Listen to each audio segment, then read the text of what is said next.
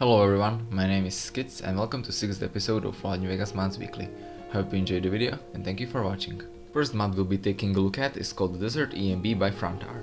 This mod adds new ENB preset into the game that wants to give Mojave Wasteland old-fashioned, warm, sepia look. As you can see, the desert now has that old movies look, it is a lot sharper and everything is a lot browner. It reminded me of Fallout 3 Wasteland with its green tint, but there's a brown one used instead. I think that if Bethesda also made Fallout New Vegas, their Mojave would look similar to this. For a great look this ENB gives, it does not require much. I haven't noticed any FPS drops, so even if you have slower computers, it should handle this ENB. If you're having problems installing it, there is also a detailed installation guide on the mod page. Just bear in mind that when using 0.216 ENB series, you have to configure it or it will crash your game.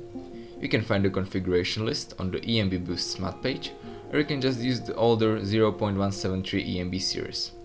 Unfortunately, I did not use the Desert ENB throughout the whole video, since when it was released I already had half of this video recorded and didn't want to dump my whole day's work. The ENB was used in Primm Reborn, AK-12 Assault Rifle and a Briefcase bombs mods. In others, I used the ENB I covered in episode 3. Overall, this ENB is amazing, and if you like brown or old films look in your game, this ENB is for you. Next up we have Rusty the Bear by Ironman 5000, author of Monster Wars and a lot more Tron related mods.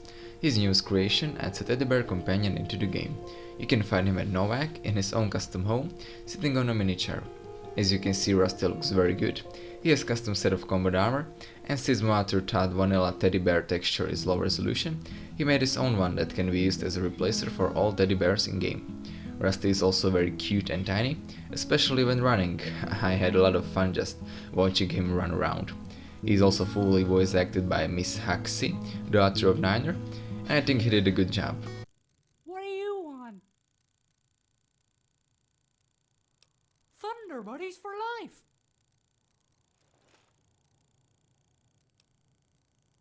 Bash their fucking skulls in, got it!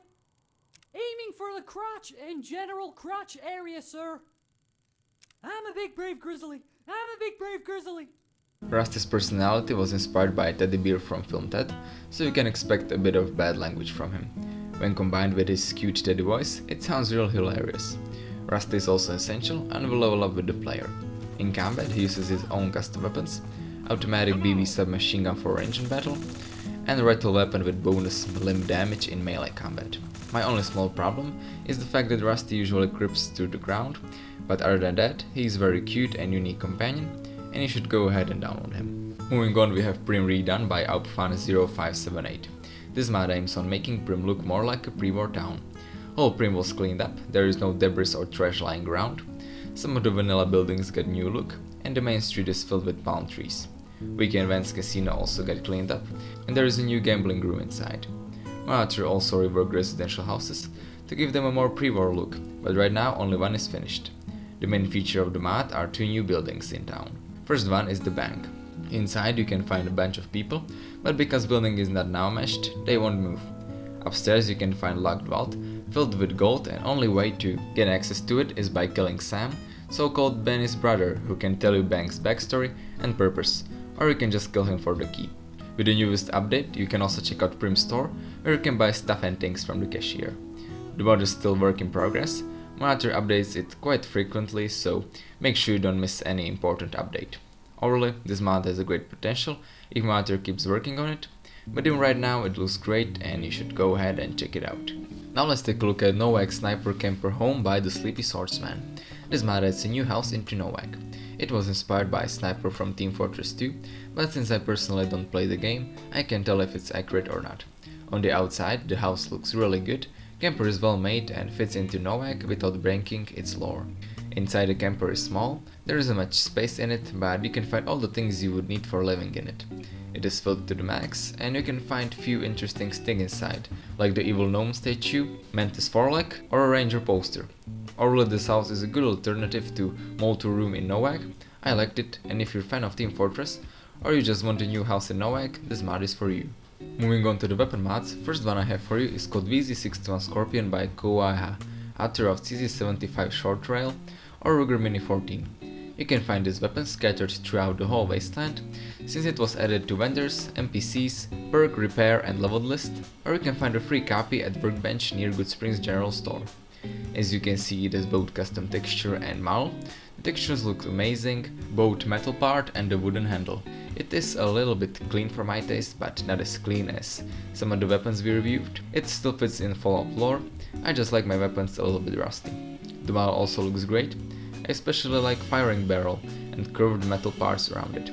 You can also mod it with 3 mods: suppressor, aim point micro T1 and dry magazine. It will increase magazine capacity by 40. With mods installed, the gun looks even better, it has modern look, is also more accurate, and I personally prefer the modded version. It deals 17 damage and has DPS of 189, and in combat it is effective against unarmored enemies and can be a very useful weapon at the beginning of the game, since it also uses 9mm ammo that is very common.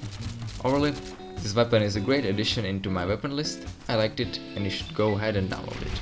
Next up we have AK-12 assault rifle by MAIBATSU, author of LMG Worlds Chapter 5000 we reviewed in episode 2. You can't find his newest edition anywhere, you have to build it using assault carbine and 3 scrap metals. As you can see, it has both custom model and textures. Texture looks really good, you can see a lot of small details on it. The model is amazing as well, the handle and top of the weapon look very good, they're probably my favorite parts of weapon. You can see that a lot of work went into both. Only thing I missed was a little bit of rust on it. Now the first person view of this weapon is very unique, you can actually aim properly using signs and you don't have to count on VATS. It also has a custom sound that fits the weapon, and a custom P-boy icon which is very rare these days. It deals 35 damage and has DPS of 426. And in combat it was a very strong and effective weapon, it had no problems dealing with enemies being countered. Overall, MAIBATSU again did a great job and I'm looking forward to more from him. And the last one we'll be taking a look at is called Briefcase Bombs by kouoaeha 3000. This mod adds ability to craft your own bombs and use them as weapons into game. First you have to buy schematics from Mr. Holdout at Strip for both Nuke and Classic version, and you can also buy 1 copy for testing purposes from him. After that you'll need the Mad Bomber perk for high yield and Nuke bombs, and of course all the crafting parts.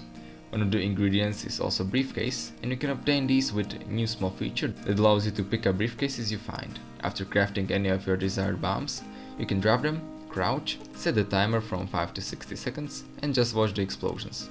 This mod is especially useful for sneaky players, because if you kill someone with the bomb, people don't become hostile to you and you can kill your targets without causing any trouble, of course if there isn't someone else in bomb's radius, which is actually pretty big.